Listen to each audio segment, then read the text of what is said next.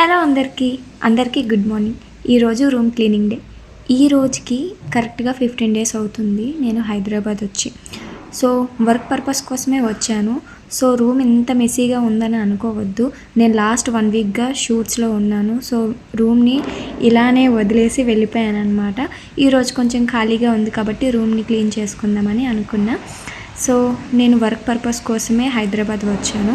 So ఇక నుంచి ఇక్కడే ఉంటాను డైలీ. ఇంకా నేను హైదరాబాద్లో ఏం చేస్తున్నాను, ఎలా ఉంటున్నాను, నా లైఫ్ని ఎలా లీడ్ చేస్తున్నాను అనేది ఎవ్రీడే మీకు అప్డేట్ అనేది ఇస్తూనే ఉంటాను.